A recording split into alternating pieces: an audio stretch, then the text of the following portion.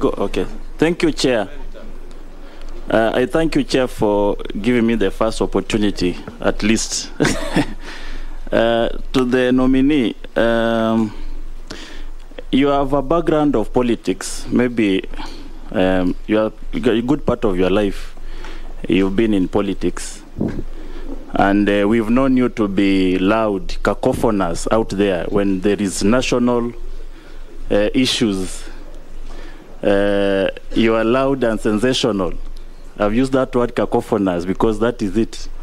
And the position you are going in is a docket that requires people of calm demeanor. People, is a docket that is rooted in secrecy for the good of the nation. But here you are an individual who always wants to talk about something of national issues. Are we going to see a more calm Duale for the good and the security of our nation, or you'll still talk out there?